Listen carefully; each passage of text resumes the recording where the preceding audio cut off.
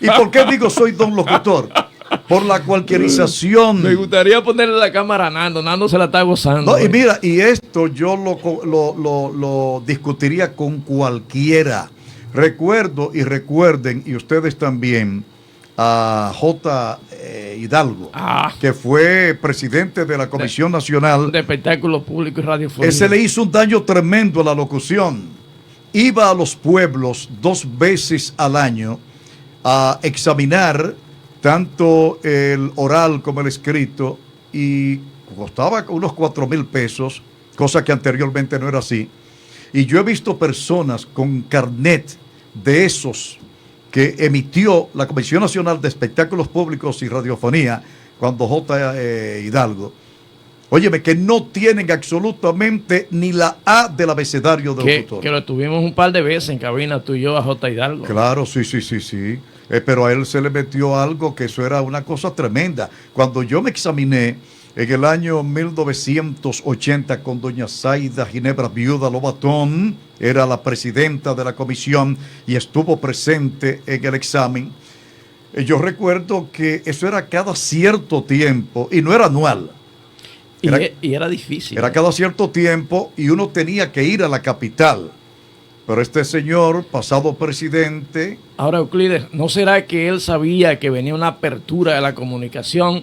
Porque nadie se imaginó que íbamos a estar en un estudio aquí como este. Sí, pero no obstante a eso, podría ser que eso sea parte, pero no para que cualquiera tenga un carnet de locutor. Bueno. No. ¿Por qué? Pero a mi programa, una vez fue un personaje, que Dios lo tenga en su santa gloria, que murió. Él cuidaba el callejón de Doña Blanca. Y se me acerca, yo lo conozco de hace muchos años, o lo conocía. Y él llega allá, se sienta porque mi cabina está abierta para todo el mundo. No importa. Eso es verdad. Todo el mundo puede entrar. Y él va, antes en la radio, en la cabina, silencio, no, yo le decía, ven, entra, en el aire. Y se sienta. Bueno, no sabía. Él fue a visitarme y yo le di cabida. Y me dice, Euclides, yo me gradué, tengo un carnet de locutor de un instituto, que esto y lo otro. Qué bien. Y bueno, lo pongo a hablar. Colega Euclides. No, el que me dice colega. Óyeme, lo puse a decir algo. Qué pena que la institución que le entregó una certificación de que pasó como locutor haya hecho eso. El muchacho, óyeme, no tenía condiciones. Y yo le pregunté, ¿qué te motivó a ti? Dice, no, 55 años tenía cuando eso. En este diálogo yo te voy a hacer una anécdota. Pero mira, yo le pregunté, ¿qué edad tú tienes? Y me dice, 55 años. Y digo, ¿por qué tú estudiaste esto? Dice, porque uno no sabe de qué va a vivir. Y yo entre mí pensé, yo me acuerdo de pero eso. si a los 55 años tú no sabes de qué vas a vivir. Pero yo estaba ahí. ¿Tú estabas? Sí, bueno. Sí. El asunto es que yo soy crudo, pero por el bien. Hay otro muchacho que me admira muchísimo en el Parque Central, Plaza Independencia. Él se me acerca que le gusta. Digo, ve por la emisora en el tren de la Navidad. Y le estaba dando chance, porque entonces, ¿qué pasa? Él me dijo que también estaba estudiando Derecho. Y yo con una forma diplomática le dije, mira, te conviene más estudiar Derecho, porque la locución, el campo está muy, muy estrecho, porque no tenía condiciones. Ya. Mira, te voy a hacer 2 anécdotas así rápidas dentro de lo que fue. Tú sabes que yo me ponía a escuchar a mis hermanitas leyendo. Sí. Y yo decía, pero ¿y cómo que leen así? Y yo no sabía leer. Te lo juro que no sabía leer, ¿eh? Sí. Cuando yo la escuchaba a ella leer, yo decía, pero Dios, ¿y cómo es? Entonces después me puse con Domingo. Domingo. A leer y leíamos todos los periódicos, incluyendo los anuncios. Domingo nos dio chance a todos. Sí, entonces, yo también iba donde Domingo. Sí. Entonces Domingo un día me dice, vaya por allá por la cabina. Así él en la mañana, como a las 6, hacían un noticiario allá, en La Voz de la Libertad. La Voz de la Libertad, que es donde yo comencé. Sí. Y un día me dice, siéntate ahí. Y a mí se me fue la voz. Sí. Se me fue la voz. Eso es increíble que se me fue la voz. Y cuando intenté hablar no me salía la voz. Y cuando bajé me preguntaron abajo, ¿y era usted que estaba hablando? Y digo, no era yo, no. Pero mira. Y luego un día Franco Feliciano, ese Sí. que está en Cultura, Sí. trabajaba en Isabel de En Torres. Isabel de Torres. En la mañana. Sí. Primero estaba Jimmy Remy, después entraba él, que en paz descanse. Después Jimmy Remy. entré yo y me adueñé del horario de la Sí, mañana. Ya sí. creo que este muchacho Feliciano no estaba. Sí, no, tú fuiste primero que Feliciano. Sí, verdaderamente. Sí. Sí, sí. Entonces, un día yo iba con Ramón Ramírez a un programa que tenía la Funtra. La Funtra. Sí. Entonces un día me dice, la clave se fue a otro programa, a otra emisora. Entonces un día él me dice, Roque, pero ve y habla con Damián Ajá. para que te dé la oportunidad. Digo, ¿tú crees? Y yo voy donde Damián. Damián estaba hirviendo con lo de la clave. Sí. Digo, don Damián, mire, a mí me gusta, yo vengo con Ramírez a las Funtras y me gustaría ver de qué manera yo puedo irme introduciendo. Y me ve así. Yo le daría el chance, lo que pasa es que después son tan más agradecidos que se van. Sí, no, eso es así. Y luego ya, empecé allá, luego ya después, y fíjate cómo son las cosas. Mucha gente de los canales, de los programas, pero vengo el tiempo, tú sabes. No, porque tú estás en el camino dentro de la complejidad de lo que es la locución, la comunicación y el periodismo. Te iba a comentar que, por ejemplo, que yo inicié en La Voz de la Libertad, 1974. Ahí empezó todo el mundo. Sí, y mira, resulta... Y ahí mismo coge el Euclides. Sí. ¿Quién tú sientes que fue tu mentor en la locución? Osiris López. De lo más que Sí, sé yo. Osiris López, esposo de una hermana mía, es el mentor principal. Tiene una voz exquisita, pero no ejerce la locución. Él fue locutor, porque el locutor, cuando deja de hacer radio, no es locutor. El Chévere Show, de lo más que sé yo. Exacto, él trabajaba de 8 a 11, de 8 a 10 hacía el Chévere Show, y de 10 a 11, esta es su música, era música instrumental, que tenía una audiencia tremenda. Yo iba allá y le buscaba los discos, a veces me dejaba decir algo. Estornudando en ese polvazo. Claro, hasta que al fin me dieron la oportunidad y me ponían a hablar, y por ahí seguí hasta este entonces y hasta unos 30 años a partir de hoy hacia allá, porque voy a seguir en esto. Allá en La Voz de la Libertad, a las 5 de la tarde o 5:30 se hacía un programa evangélico. Y yo recuerdo que una señora, creo que se llama Casilda, la primera vez que le controlé, que ella fue al programa, cuando le abrí los micrófonos, ella se quedó así. No pudo decir nada. O sea, así era la radio de antes, así era el micrófono de antes. Sí. La gente le tenía un temor de respeto. ¿Por qué?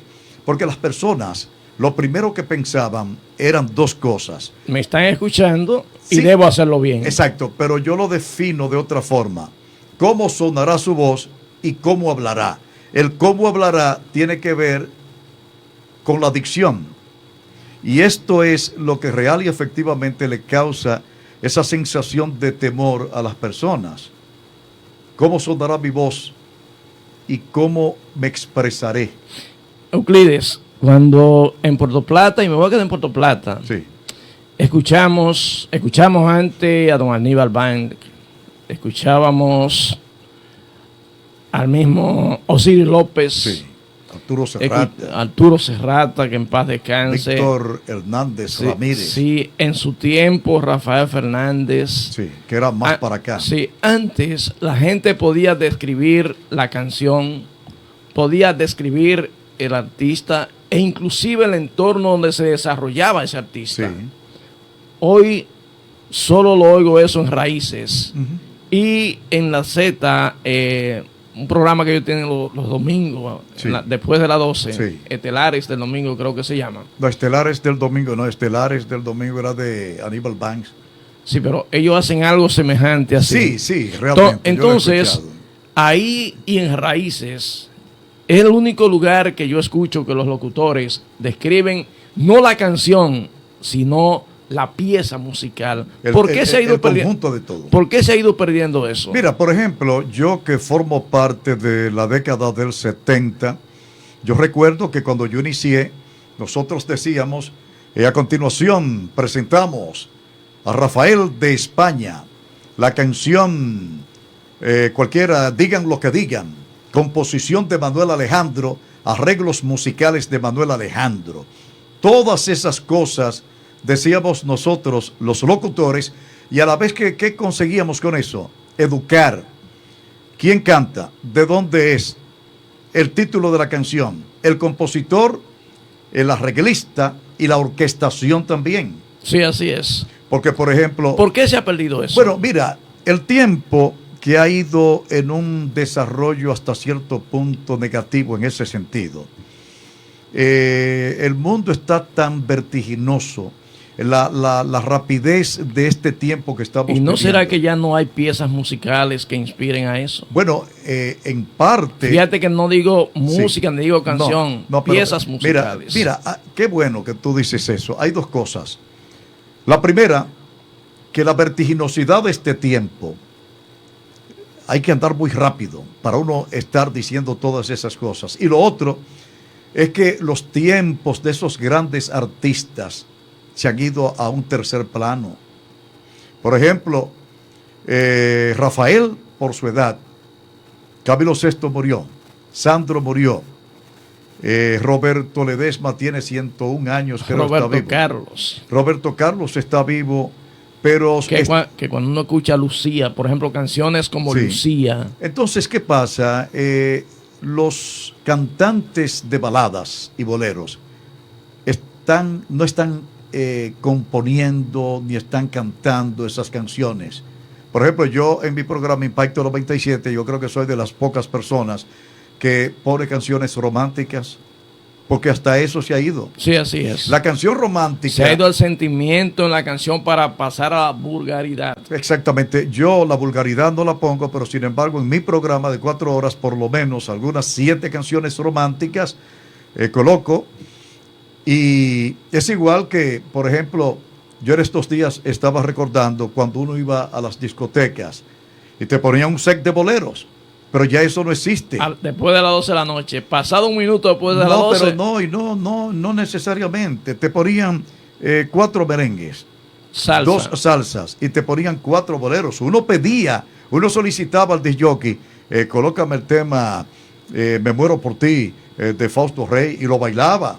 Pero ahora ya eso no se ve, pero eso era un tiempo, un sentimiento romántico tremendo. Claro que entonces, sí. En esa misma tesitura va el que los locutores no digamos el título, quién interpreta, quién compuso, quién dirige y qué orquestación acompaña y a ese hasta cantante. en qué entorno se desarrolló. Exactamente. Porque habían locutores que se dedicaban a eso. Sí. Euclides, así de repente me surge preguntarte, ¿cómo fue la transición de Euclides locutor a Euclides empresario dentro de la producción de la radio? Mira, ¿Cómo se da esas cosas? Sí, ahí jugó un papel único, exclusivo e importante Óscar González. Óscar González, que tenemos... el maestro. Sí, maestro. Tenemos lazos de amistad y familiaridad únicos. Óscar González, yo siempre compartía con Óscar. Trabajamos en Radio Puerto Plata y yo salía con Óscar González. Yo un muchachito de 20 y pico de años. En ese tiempo te arrasaba, porque era un verdugo. Sí, y él me llevaba a los 15 años, que aquí en este país no hay un locutor que haga unos mejores 15 años que Óscar González. Jamás va a haber una gente así. Tremendo. Y yo iba y a veces me invitaba y yo me ponía también. Perdóname, es que Óscar González no solo era un locutor, era un intelectual poeta de la canción. Pues mira, ya en FM 97.3, Óscar González yo lo iba a visitar y él me decía, pero ¿por qué tú no te haces un programa? Digo, claro, que yo no, ¿cómo hago un programa? Mírame a mí, esto y lo otro. Yo no sé vender publicidad. Óyeme, hazlo. Y me motivó tanto que al fin, el 4 de febrero de 1987, lancé al aire a las 5 de la tarde el programa Impacto 97. O sea que el motivador para esa transición del Euclides López locutor al Euclides López empresario productor de un programa, Óscar González. Plata Informativo. Informarte es nuestro compromiso.